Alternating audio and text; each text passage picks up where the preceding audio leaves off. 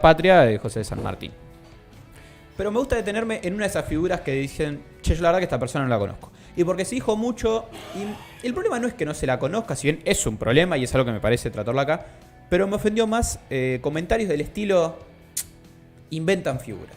Esos para mí son los peores comentarios. Eso de, acá se está haciendo un esfuerzo desmedido para que una persona que fue una cualquiera empieza como a darle un rol de importante que no tuvo porque es mina y es negra, ¿viste? Y acá entonces los sectores feministas y la izquierda quieren... Las verdes. Sí, y para nada. Es una figura que es inmensa por sí misma. Inmensa por sí misma. Para mí es una de otra que ha entregado su vida por una causa. Y más que su vida. O sea, para mí es parte de mi panteón favorito de héroes nacionales. A un gusto personal, junto con Rosas, junto con San Martín, junto con Güemes. Que es María Remedios del Valle Rosas. ¿Quién fue María Remedios del Valle Rosas? Para empezar quiero hacer una aclaración antes de empezar, que es sobre respecto de qué tan certeros son los datos de su vida. Y la realidad es que sobre todo al principio de su vida hay muchas cosas que no son certeras debido a que nadie le importaba por su condición. Y ahora voy a decir por qué. María Remedios del Valle Rosas fue una mujer nacida entre 1766 y 1767 aproximadamente. Su lugar de nacimiento está repartido, algunos dicen entre España, otros Salta y otros Buenos Aires. Cerquita. Casi lo mismo. Casi lo mismo. Ahora decir, ¿por qué? Porque era afrodescendiente. Se estima que al parecer María era hija de esclavos. Los esclavos que eran traídos al virreinato, al no ser considerados personas y ser entendidos como simples mercancías, no hay ni siquiera datos de sus padres. Entonces no se sabe si fue una persona que nació acá, si fue una persona que nació en España y fue traída con un barco de esclavos. No hay datos fehacientes sobre el inicio de la vida de, como algunos que las conocían en el noticiero pusieron, la madre de la patria. Por eso lo tiro como una primera aclaración. El principio de su vida es incierto en un montón de aspectos, lo cual es una gran pena. Porque el inicio de la vida de San Martín, de un montón de personajes, lo tenemos y clarísimo, y lo vemos desde primer grado. Tal cual. Y eso me parece una verdadera lástima. ¿Cuál es el primer origen certero que tenemos de María en nuestro suelo? Justo lo nombramos en el primer bloque, con las segundas invasiones inglesas. Esa es la primera certeza que tenemos de María participando activamente, militarmente, en la resistencia contra las invasiones inglesas de 1807. Tal es así que el impulso revolucionario y de ansias de independencia de María Remedios del Valle Rosas la hacen listarse en el ejército. El 25 de mayo de 1810 tenemos justamente la creación de la primera junta. Ella el 6 de julio de 1810 va en la expedición al Alto Perú. Ella va justamente acompañando a su esposo y a sus 2 hijos, ¿sí? ¿Qué pasaba con María? Le pasaba algo que le pasaba a cualquier mujer que se quería enlistar en el ejército en esa época. No se permitía. Por favor, tenemos que ubicarnos claramente en 1811. O sea, claramente el tema de las mujeres en la guerra era muy resistido. No se le permite. María participaba como tenían que participar las mujeres en aquella época. Socorriendo a los soldados, agua, etcétera. Sí, enmendando su ropa. Claro. El problema es que, bueno, evidentemente María medio que me importa 3 carajos y participaba armadamente también. Mujer muy rebelde. Mujer, y lo vamos a ver a lo largo de toda su historia eso. Porque una cosa es rebelarte contra un perejil, otra cosa es rebelarte contra la figura que se rebeló después. Se da la batalla de Huaki, esa que nombramos con Saavedra, ¿viste? En 1811, en esa batalla pierde a su esposo y a sus 2 hijos. Le toca pasar esa tragedia.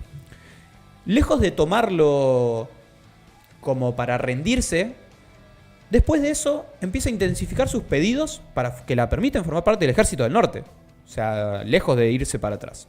¿A quién llega? A Belgrano. Llega a Belgrano. Belgrano se lo entiende como uno de los generales más estrictos que tuvo el ejército argentino, incluso más que San Martín, de hecho. Y Belgrano le dice no. No, acá seguimos la estructura, seguimos las leyes, las mujeres no van a formar parte del ejército argentino. Se viene la batalla de Tucumán.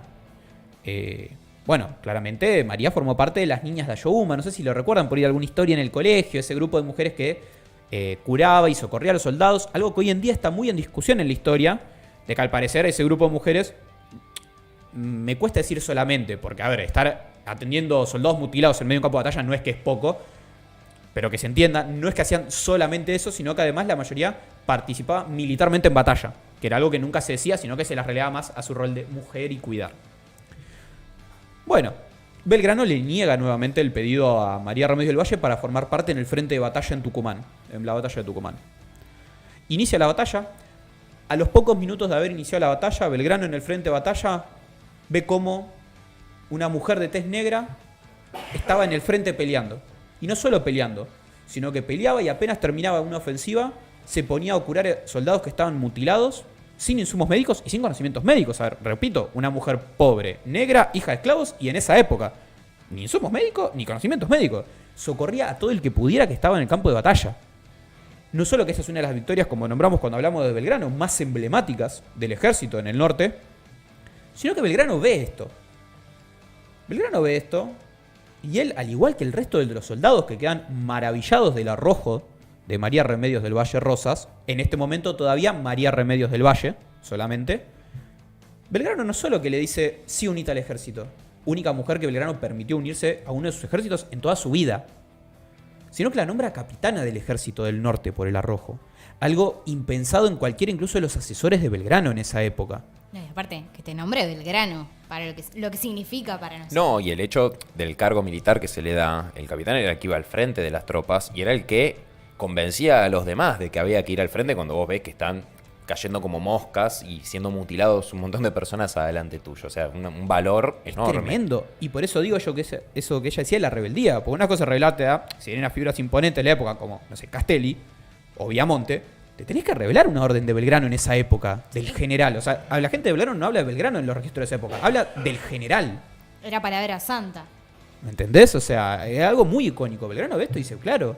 Y no solo eso, sino que es después de la batalla de Tucumán que Belgrano y los compañeros de ella, que fueron los que ella socorrió mientras peleaba espadazos. O sea, no, esto de estar poniendo una curita mientras te estás peleando con espadazo con alguien más, la empiezan a apodar madre de la patria. Tanto Belgrano como ellos, repito. Que ya que tus compañeros te reconozcan de esa manera es mucho. Repito, aparte, sos una hija de esclavos negra de la época. ¿Eh?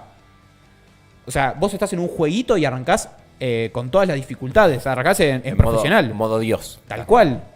Que Belgrano te empieza a decir madre de la patria. Es un montón. Pasa la batalla de Tucumán. Se da la victoria en Salta también. Ya con ella como capitana. Pero después empiezan las cuestiones complicadas. El éxodo jujeño. Las derrotas en Vilcapullo. Y sobre todo la derrota en Ayohuma. De las dos derrotas que se dan en 1813, de las más dolorosas del ejército en esa campaña. De hecho, son brutales las derrotas que sufre. Y ahí María Remedios no solo recibe 6 heridas de bala, mortales de hecho, que las cuales logra zafar de pedo, sino que es capturada como prisionera ella y todos los oficiales del Ejército Nacional. Son tomados por los realistas. Ahí María, uno podría decir, recula. O sea, ya está, te dieron 6 heridas de bala, te mataron a tu esposo, a tus 2 hijos, no te queda más nada, no tenés riqueza, no... Bueno, María toma una decisión.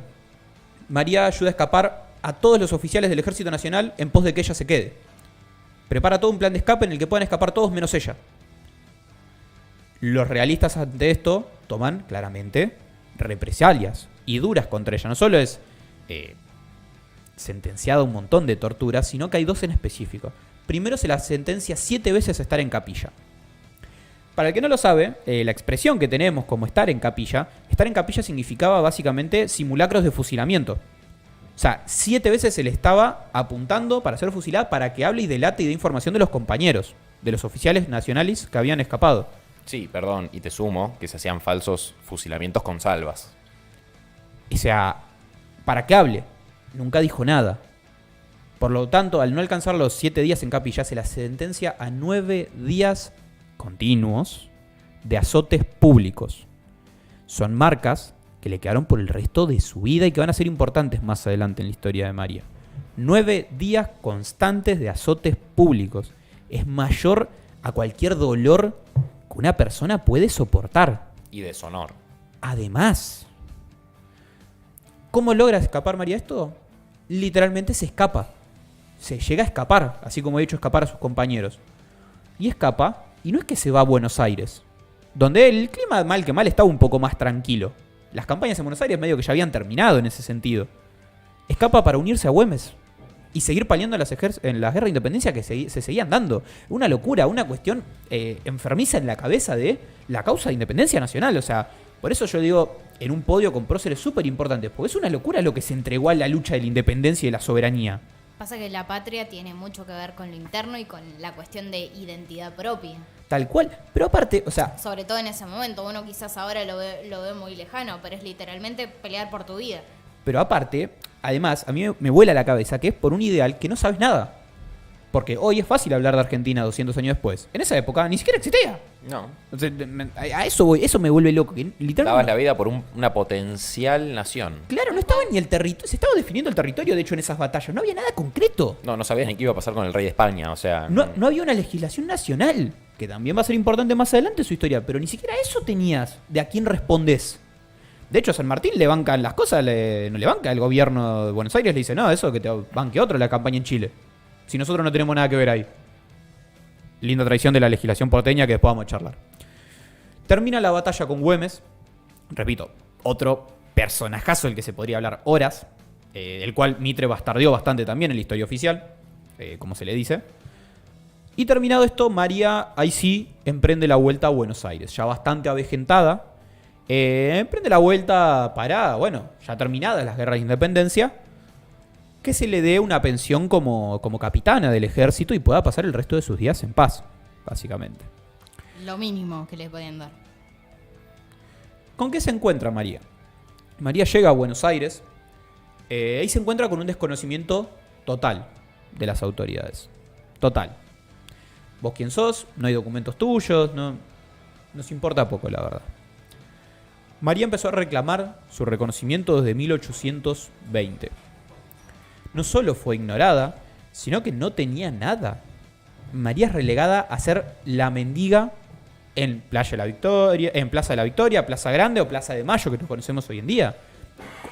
Básicamente vivía de lo que lograba mendigar y de vender tortas fritas en algún momento. Le contaba sus historias a la gente que pasaba, que claramente no le creían. Estamos hablando de una afrodescendiente de esa época. Sí, te tratan de loca. Era tratada como la loca de la plaza. Porque aparte, a ver, ya que una mujer diga que haya participado de la guerra revolucionaria era poco creíble.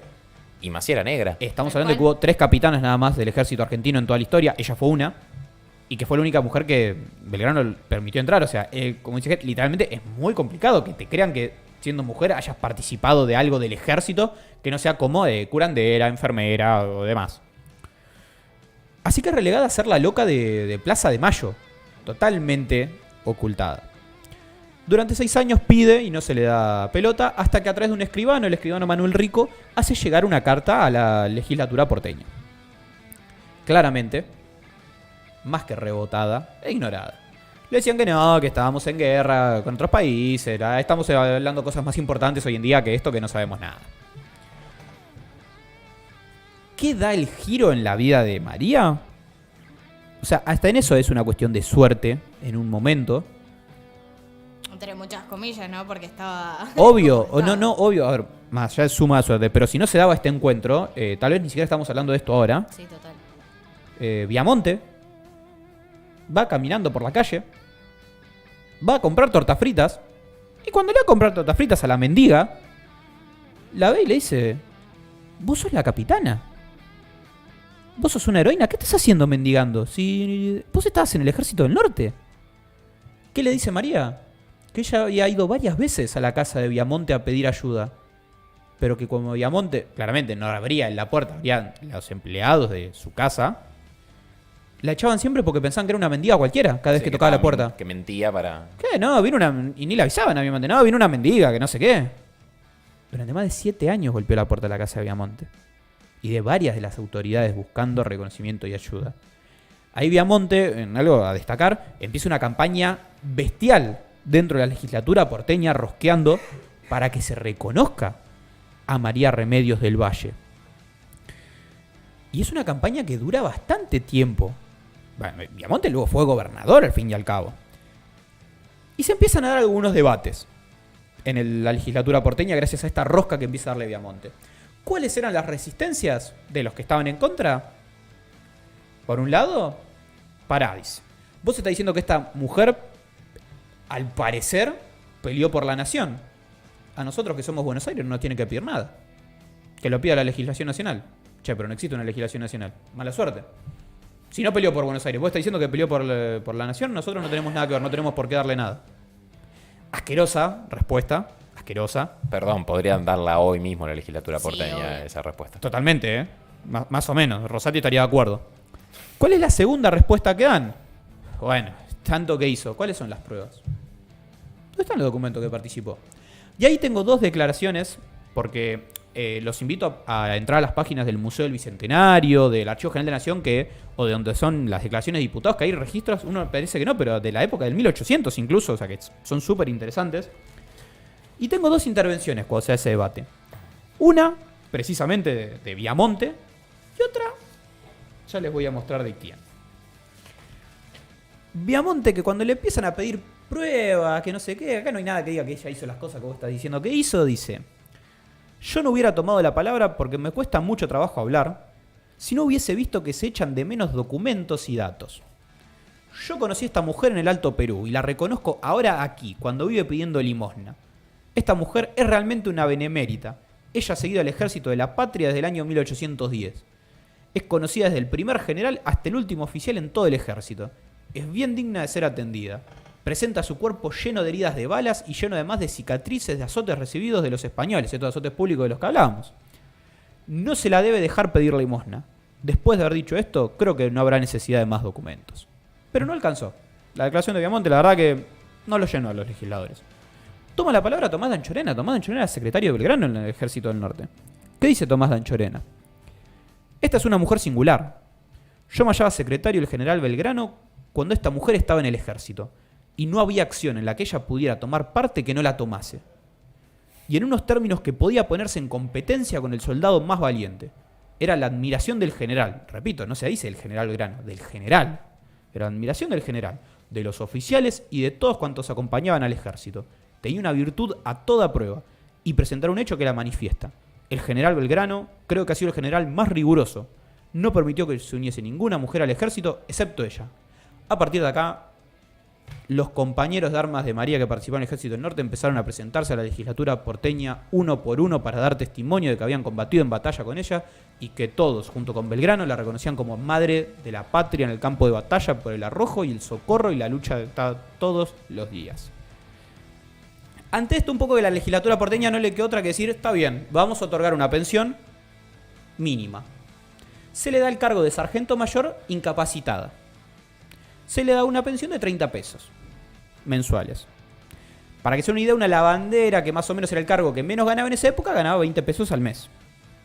Ya, para esta altura, María tenía más de 60 años. Primero con la época, segundo, con la vida que había llevado, no podía hacer nada. Y empezó a cobrar una miseria. No es hasta la llegada de... Me pondría de pie, pero se me salen los auriculares. Del señor Juan Manuel de Rosas a la gobernación. Que por si alguien no se dio cuenta, le gusta mucho Rosas. ¿A quién no? ¿A quién no? ¿A qué persona de bien no le gusta? Claro. Solo a Mitre no le gusta. Y tenía un busto de Rosas en su oficina. Historia para otro día. Rosas asume el 7 de marzo de 1935. El 16 de abril saca por decreto que se cambie el cargo de María Remedios del Valle de sargento mayor incapacitada a sargento mayor retirada. Y le aumenta un 666% la pensión, para que pueda terminar sus días de forma con un ingreso digno. Es ahí que María Remedios del Valle termina sus días cambiando su nombre, los últimos años que le quedaban, a llamarse, acá la historiografía difiere, a María Remedios del Valle Rosas o María Remedios Rosas, lisa y llanamente. Ella fallece el 8 de noviembre de 1847. El último documento que la nombra es justamente el listado del cobro de pensiones, que dice, y cito: el mayor de caballería, doña Remedios Rosas, falleció. ¿Qué tenemos hoy en día de María Remedios del Valle? Es en honor a ella que en 2013 se aprobó que todos los 8 de noviembre se conmemora el Día de las y los afroargentinos y de la cultura afro en nuestro país. Y además, algo importantísimo, que es que el 6 de junio del 2021 se convirtió en la primera mujer en tener un cuadro en la Cámara de Diputados argentina. Hasta el 6 de julio del 2021 no había ni un solo cuadro de ninguna mujer en la Cámara de Diputados argentina. Yo no sé si un poco se toma conciencia de esto. Como si no hubieran pasado mujeres importantes por nuestra historia y por la Cámara también. Y no es que, a ver, se dejaron de poner cuadros en diputados en el 1830 y quedó intacto. Hasta 2021 no había ninguno. O sea, cuando hablábamos de la aparición de mujeres en la historia de los billetes, esto es fundamental también. Pero acá hay algo muy importante también. La imagen del billete, ¿sí?, que tenemos o vamos a tener en el de 500, es la imagen que está en el cuadro en la Cámara de Diputados. ¿Todos de acuerdo? Bueno, esa no es fehacientemente María Remedios del Valle. ¿Por qué? Porque no tenemos una imagen histórica de ella. Este es un dato que aportaba Ezequiel Adamovsky, que no hay una imagen histórica de María Remedios del Valle. No es San Martín, no es Belgrano, que fueron retratados en su época por algún pintor. No tenemos un cuadro en vida de la madre de la patria. Todas son aproximaciones. ¿Por qué? A pesar de ser madre de la patria, para la gente de la época primaba su condición de mujer negra y pobre, y por lo tanto no valía la pena pintarla. No tenemos una pintura en vida de la madre de nuestra patria. Eso es algo gravísimo. Son solo aproximaciones de testimonios de la época. Y Juana Zurduy tampoco anda muy lejos de ahí. Hay una o dos pinturas de Juana Zurduy en vida. Después, repito, son aproximaciones. Lo cual es una barbaridad que no tenga un solo cuadro en vida. A mí Perdón, me recuerda a la situación de Cabral, de que toda la vida se lo pintó como blanco, por ejemplo. Sí. Porque ahí no lo que pasa es que hay figuras como que de alguna manera las pudieron ocultar. Cabral no era blanco. Claro. Era más color mestizo tirando a negro. Sí. No era afro, sino que era mestizo, como se dice. Y como dijeron, no lo podemos ocultar de ninguna manera. Este tipo, bueno, ponele que era blanco. Con ella, no, directamente fue, la podemos ocultar, listo, tirarla al fondo de la historia y listo, ya está. Tal cual. Y ahí incluso con lo de Cabral se ve la salvedad y la diferencia que se hace entre mujeres y hombres. Porque Cabral, al ser hombre, no fue retratado como negro, lo cual está muy mal porque en cierta parte le roban su identidad, pero fue retratado. Y es más, todos conocemos los cantos, todos lo conocemos en la historia. Cabral, soldado heroico. Exactamente. De María Remedios del Valle, no. Y a mí me parece, perdón, antes de dejarte... No sé. El ejemplo perfecto para el lugar que se les da a las mujeres en nuestra historia, de cómo son relegadas. Y aunque hayan cumplido un papel fundamental, por ejemplo, en las luchas por nuestra patria. Bueno... Perdón, sí. Pero yo creo que también hay un encono especial, cosa que no sucede con Juana Zurduy, por este hecho de ser negada tantas veces y de ir en contra de lo casi que como Jesús, perdón. Pero por lo menos de ellas hay más datos. Sí. De ir en contra siempre de lo establecido y de lo que era la moral y las buenas costumbres de la época. ¿Tal cual? De que no te importe que Belgrano te diga que no. Y meterte igual. Romper con ese esquema. Claro, y que te tengan que reconocer porque no les queda otra. Sí. Es que eso es tremendo. Y acá me parece algo para agarrar de lo que decías vos y para agarrar de lo que hablábamos de los billetes. Porque a veces, justamente, no te queda otra que tener que decirlo, no podemos ocultar a esta persona. Pero también a veces influye mucho el rol que le das. ¿Sí? Hay memorias de los próceres en los que se la nombra. Se nombra a la Parda María, que formaba parte del ejército del norte, textualmente. Mitre la nombra en las memorias de Belgrano, hablando de justamente, estaba la Parda María, una mujer afro que atendía al soldado, estaba la Madrid. Algo pintoresco, ¿viste? Pero claro, la cuestión era esta. Eran figuras, sobre todo la Madrid, el Manco Paz, algunos que otros, que están muy enfrentados con Rosas, con la figura de Rosas. Entonces empiezan a escribir sus memorias ¿en búsqueda de qué? De enaltecerse demasiado para poder hacer un contrapeso simbólico a Rosas. Para ponerse casi a la altura de Belgrano. Entonces, la nombran, dicen, cuando escriben sus memorias o su papel en estas guerras, porque en las guerras patrias participaron todos, unitarios, federales, acá ya estaban todos, la relegan a ese rol de mujer de esa época, porque dicen, había una mujer parda, para el sistema de castas de la época, María Remedios del Valle era parda, por su color. Sí, es de lo que después conocemos como mestizo. Claro, o sea, viste, había varias cuestiones en ese sistema de casta. Ella entraba en lo que era parda. La nombran como la madre de la patria, que era una mujer que andaba socorriendo a los soldados, les daba agua. Ninguno enaltece su fase militar, su fase combativa. Mitre la nombra justamente cuando nombra las memorias de Belgrano, pero justamente hablando de las memorias de Belgrano, la nombra en 2 renglones que dice socorría a los soldados. Todos las ponen en lugar de enfermera, de ayuda, de compañía, de esposa del esposo que falleció en Huaki. Y no de una mina que bancaba los trapos y mientras se reventaba Facaso con un realista curaba un compañero y después la cagaban a latigazo 10 días. A ver, yo voy a hacer un paralelismo con las luchas del feminismo hoy. Que nos dicen, no, porque sigan rompiendo las pelotas con esto, que ya está, que esté más viejo. A las mujeres se las sigue hoy relegando a las tareas de cuidado.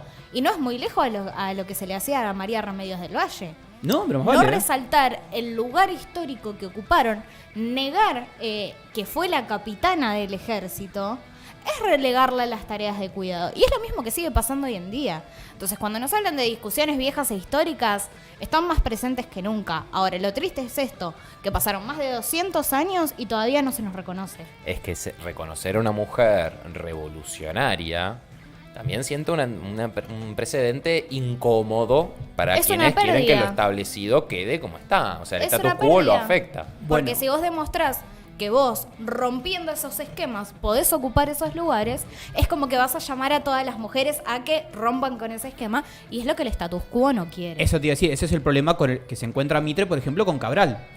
Che, si vanagloriamos tanto a un negro, esto puede empoderar a estos sectores afrodescendientes. Hay que tener cuidado. Es que seguimos siendo, incluso con todas las personas afrodescendientes, una especie de peligro para ellos.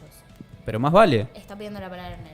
Perdón, Sí. Negrito, sí. Perdón, no pasa nada. Al respecto a historia, y para que vean el rol del negro como tal, ¿saben cuál fue la primera revolución de la historia de lo que es América Latina? Haití. Sí. ¡Ah, tomá! Tomá, firmame la libreta y poneme el 10. Yo le digo a los que... Yo te la pongo, amigo, yo no tengo problema. El 10, claramente, me sonó horrible, pero bueno, sigo. Fue el primer Estábamos caso... hablando seriamente. Fue el primer caso de una revolución en América Latina. ¿Qué es lo que tiene esa revolución? Fue hecha exclusivamente por negros, esclavos de Haití. Punto 1. Punto 2, fue la que generó la primera república de América Latina, la única república negra de la historia de la humanidad, y es el caso menos conocido de la historia. De hecho, a los que estén escuchando, creo que no sé cuántos saben lo que es la historia o lo que pasó con Haití en ese momento. Yo lo conocí por vos hace un par de años cuando me lo comentaste, porque de hecho no lo sabía. Y tiene que ver mucho eso, con ocultar la historia de sectores que vos entendés como peligrosos y se empoderan y se empiezan a reclamar lo que le corresponde, como por ejemplo derechos humanos básicos. Pero me parecía fundamental, me parece sobre todo una historia fascinante. Una de las próceres, para mí más importantes, para mí en un panteón de lujo, con el nivel de los mayores, porque no es cualquier cosa lo que hizo, no es cualquier cosa la gente que la reconoció. Y algo que, y en esto va a ser una opinión personal, más allá de mi filiación, mi cariño con Rosas, que se oculte incluso en los sectores más vanguardistas, el tema de que su apellido es Rosas.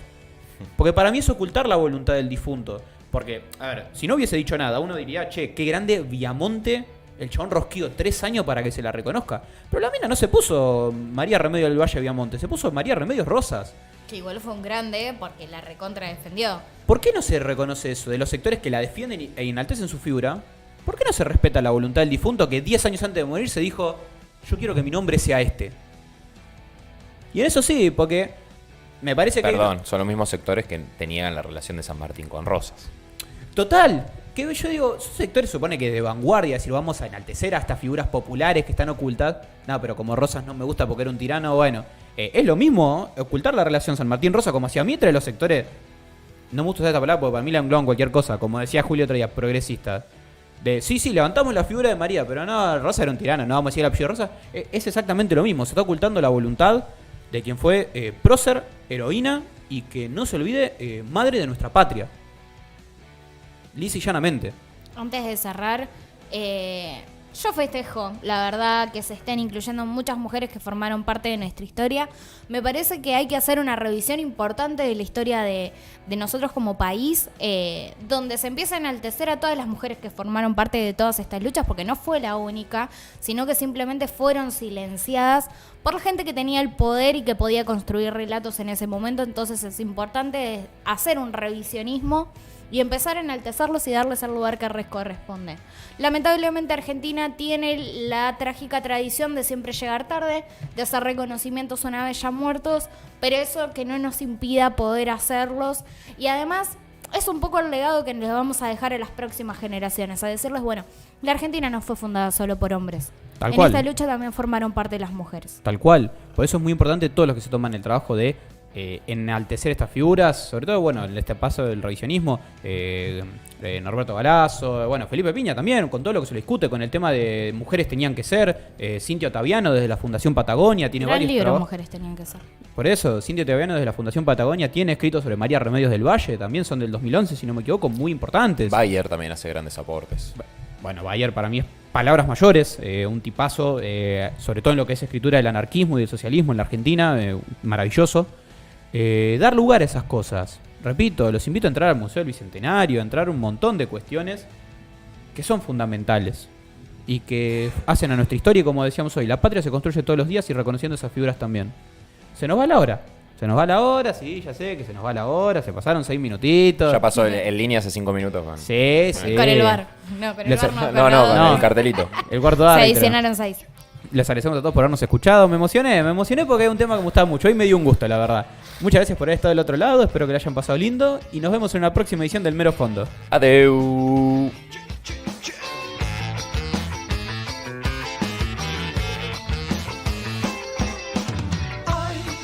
Hay mucho misterio en tus ojos, hoy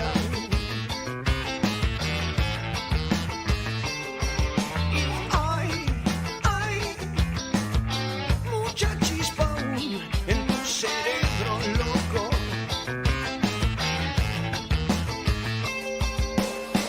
Pero estás hundido en tu propia herida. Pero estás hundido en tu propia herida. Hay muchas formas de pelar el gato, nene.